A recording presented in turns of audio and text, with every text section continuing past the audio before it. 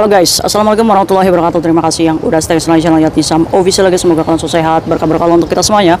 Kaisam itu cari tempat ya guys ya, hujan di luar, jadi di tamannya juga hujan. Kaisam itu berdiri di sini. Mungkin tahu nih, yang rumahnya di belakangnya Kaisam tahu nih Kaisam ngosnya di mana. Kira-kira kalian ngintip nggak ya? Semoga kita selalu dalam lindungan Allah ya guys ya. Yang lagi sakit juga semoga Allah sehatkan. Yang masih kesulitan semoga Allah mudahkan. Buat kalian yang mungkin saat ini lagi berjuang di rumah majikan baru, semangat. Dan buat kalian juga yang mungkin mau cuti pulang bingung ya guys ya, gara-gara sistem sistem pemerintahan Indonesia yang rumit ya guys ya, ya udah tetap semangat. Ayo guys, kayak Tisam itu banyak ditanya sama teman-teman, kayak Tisam, saya mau cuti, tapi kok ngelihat interview, lihat podcastnya Miss Yuni sama Bapak BP3MI, jadi kok khawatir. Memang seribet itu ya. Ya Kaisam juga kan karena pekerja migran, Kaisam juga mencari informasi ya guys ya, dimana Kaisam juga membutuhkan khususnya bukan untuk kalian sendiri, tapi untuk keselamatan Kaisam sendiri sebagai pekerja migran. Awalnya Kaisam itu ya santai-santai aja, karena dalam waktu dekat ini Kaisam itu memang tidak merencanakan untuk cuti pulang ke Indonesia. Kaisam betah banget sih di Hong Kong, iya ya guys ya, karena menurut Kaisam ya wis lah, di Indonesia juga sama ya guys ya. Daripada kita pulang ke Indonesia ya tapi buat kalian yang masih punya orang tua, kalian pulang ya, bertemu mumpung masih diberikan kesehatan, masih diberikan majikan yang mau baik gitu ya. Ya udah pulang ya, nggak apa-apa. Oke, Kaisam itu menyimak ya podcastnya Miss Yuni kemarin yang banyak di-share ke Yatisam. Sebelumnya Kaisam itu mengucapkan terima kasih dulu untuk Miss Yuni sebagai penyambung lidah informasi sehingga kita bisa tersalur dengan pejabat-pejabat di Indonesia ya, termasuknya kepalanya langsung. Ini Kaisam itu proud ya guys ya, bangga ada salah satu yang di Hong Kong bisa menyalurkan apa sih yang harus dilakukan, apa sih yang harus kita persiapkan ya guys ya. Ini termasuknya ya rezeki sih untuk kita, walaupun informasinya masih bulat ya guys ya. Bulatnya karena ketidakmampuan kita berpikir dengan sistem Indonesia yang rumit ya guys ya. Iya. Buat kayak Tisam yang nggak pulang sih, yang nggak rumit-rumit amat sih ya, santuy. Tapi buat kalian nih yang buat cuti, kayak Tisam itu menyimak dari pembicaraan mereka apa sih? Oke guys ya, sebenarnya pemerintahan Indonesia itu adalah sebuah lembaga yang memiliki sistem di dalamnya. Sistem itu apa kayak Tisam? Ya sistem itu banyak guys. Ada pekerja ya guys ya, aturan itu kan termasuknya sistem yang mengatur berjalannya suatu hubungan ya kan, dimana BP2MI dan BP3MI ini adalah yang mengurusi tentang ketenaga kerjaan kita, pekerja migran yang pergi ke luar negeri. Oke, jadi maraknya penjualan pekerja migran secara ilegal di luar ini menjadikan negara memiliki tanggung jawab ya guys ya. Nah, apakah kita boleh marah sama negara? Mereka itu hanya menjalankan tugas guys, iya kan, dengan keterbatasan yang masih dimiliki oleh negara kita. Kita harus akui ya guys ya, bahwa negara Indonesia ini sedang memperbaiki sistem ya guys ya. Iya kan, ya nggak kayak, jangan bandingkan kayak Hong Kong ya guys ya. Hong Kong serba online gitu, serba canggih, apalagi imigrasi di Hong Kong sekarang udah pakainya e-channel ya guys ya. Jadi tinggal barcode udah selesai. Tapi kan kita harus menyadari bahwa kekurangan Indonesia ini ya, semoga aja nih Indonesia ya, yang korupsi-korupsi ini segera taubat sehingga uangnya bisa tersalurkan untuk pembangunan sistem yang lebih baik. Amin, kita doakan guys.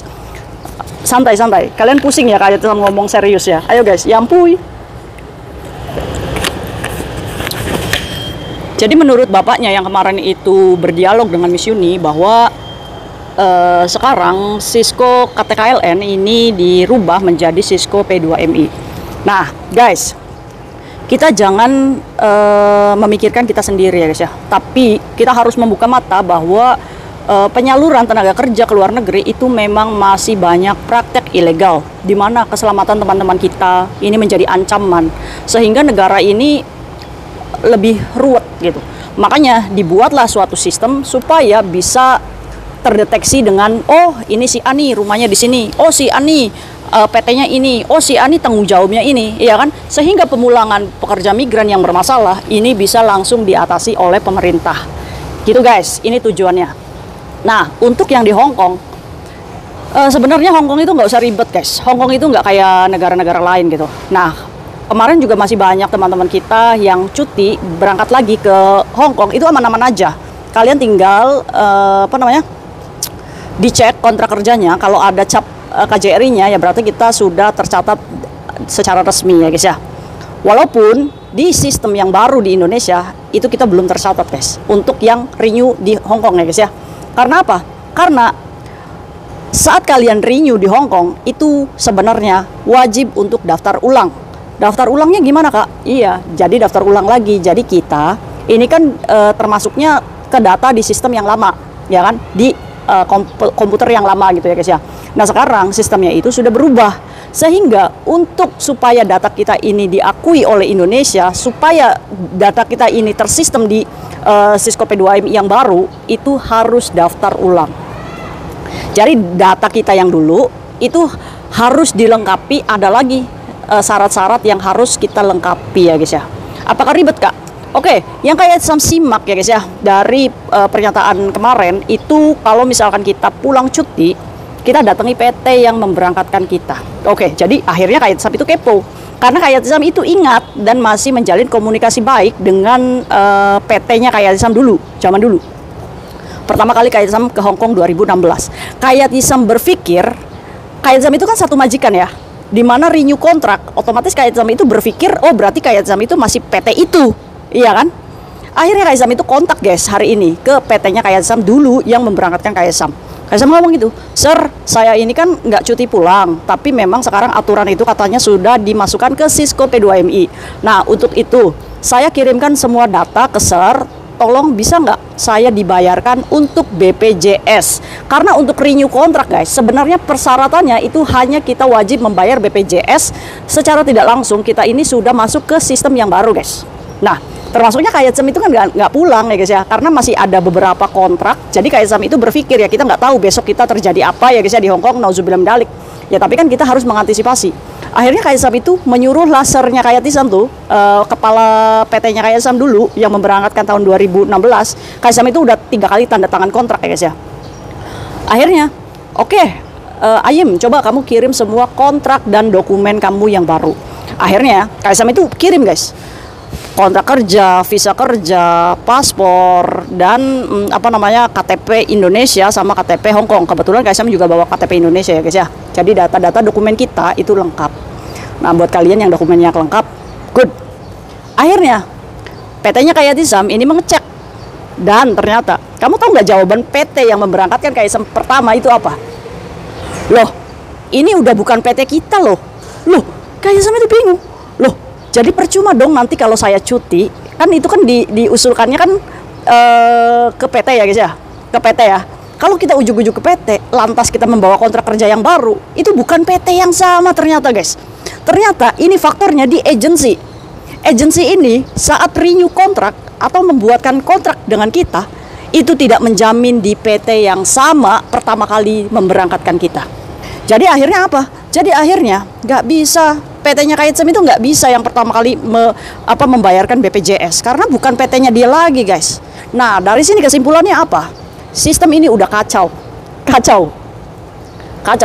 Nah berarti guys, kalau misalkan KJRI sudah meloloskan kontrak kerja dan visa kita kerja diakui oleh imigrasi turun, otomatis kita ini adalah pekerja Indonesia yang resmi ya guys ya.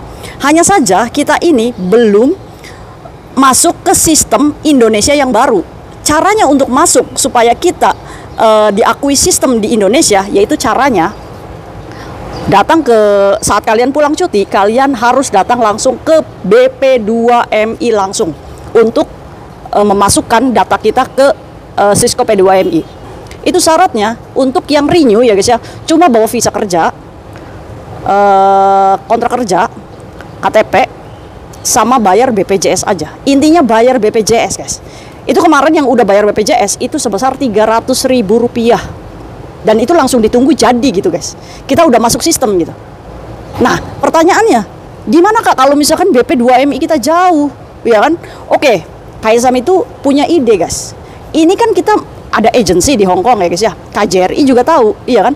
Otomatis Kak Yatisam hanya menyarankan kepada kamu, kalau misalkan memang kamu ingin mengurus BPJS kamu di Hong Kong, kamu datangi agensimu, bilang, "Mem, ini di kontrak kerja PT saya mana ya? Karena PT saya ini udah nggak sama kayak yang dulu." Contoh kayak Sam ya, yang udah PT itu udah nggak bertanggung jawab lagi. "Mem, ini PT yang mana ya? Bisa nggak saya mendapatkan nomor telepon PT ini?" Oke guys, itu simpelnya. Pasti agensi tahu kan PT mana kontrak kerja kita, ya kan? Kalau misalkan diminta itu nomor handphone PT-nya, baru laksanakan seperti yang kayak Sam lakukan. "Pak, saya di PT ini nih." Ya walaupun PT-nya baru dan kita nggak tahu ya PT mana ya guys ya. Tapi minta tolong untuk diwakilkan memasukkan kita ke data Cisco P2MI. Nggak ada jalan lagi guys. Kita kejar agensi kita di sini untuk menanyakan ini PT mana dan minta nomor teleponnya. Kalau misalkan kalian ribet nanti pulang ke rumah BP2MI-nya jauh, setidaknya kamu bisa ngurus di sini dulu nih. Jadi saran kayak tadi sama ya guys ya, biar kalian nggak ruwet. Datang ke agensi, minta ini PT mana, minta nomor teleponnya, dan urus BPJS kalian melalui online, melalui PT tersebut secara online gitu. Tinggal kita transfer, berapa Pak biayanya, ujung-ujungnya duit, ya iya, ujung-ujungnya duit. Tapi kan itu lebih gampang guys. Nah kayak gitu guys. Aduh rumit ya guys ya kalau kita berbicara sistem ya, tapi nggak apa-apa, ini sebagai pembelajaran kita. Terus timbul pertanyaan lagi, terus Kak besok saya cuti, apakah saya harus seribet itu? Nggak ada waktu Kak. Nah kayak Sam itu gini, Hong Kong itu nggak kayak negara lain ya guys ya, dimana masih banyak teman kita yang diloloskan di bandara dengan menggunakan kontrak kerja, visa kerja, sama paspor aja, yang penting kamu ada surat cuti. Itu bisa, jadi mulai sekarang udah nggak usah ruwet, oke? Kalau misalkan kalian dicekal atau ada pencekalan dari maskapai, kalian harus berani debat. Saya ini sudah mendapatkan izin dari KJRI dan di sini ada COP-nya. Kalian harus bisa debat dengan maskapai tersebut. Ya guys ya. Kalau misalkan maskapai tersebut tetap ngotot, kalian jangan lupa rekam. Dimana saat kalian dizolimi atau harus merelakan tiket pesawat, setidaknya kalian bisa meminta pertanggungjawaban kepada agensimu yang mengurus. Iya kan? Loh kenapa agensi nggak mengurus dari awal? Kalau misalkan sistemnya itu sudah berubah ya guys ya. Iya kan? Kita kan ibaratnya pekerja. Kita ini bukan mafia gitu ya guys ya. Kenapa dipersulit? Nah saran kayak Sam untuk BP2MI dan BP3MI, semoga kalau misalkan memang aturannya harus membayar BPJS ya guys ya. Ini termasuknya Hong Kong juga banyak pekerja migran ya guys ya yang cuti. Sediakan loket di bandara. Saya sepakat tuh. Ayazam sepakat, sediakan loket di bandara untuk mengurus surat-surat pekerja migran yang baru datang dari luar negeri. Itu di posko-posko bandara kayak Tisam itu menyarankan untuk membuka suatu kantor BP2MI untuk memudahkan teman-teman kita yang pelosok. Kasian dong Pak, ya kan? Kalau kita yang dari Jawa Barat ya mungkin ya gampang-gampang aja.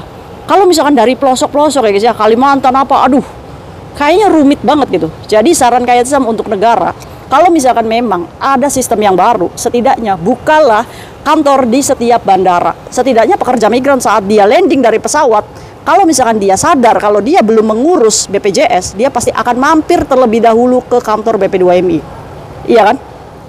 Nah mungkin itu aja guys penjelasan dan apa namanya yang bisa kayak Sam infokan ke kalian ya guys ya. Semoga yang buat cuti kalian nggak usah takut. Sejauh ini Hong Kong aman, hanya bawa kontrak kerja, dokumen kamu yang resmi, serta kamu tambahkan aja surat cuti.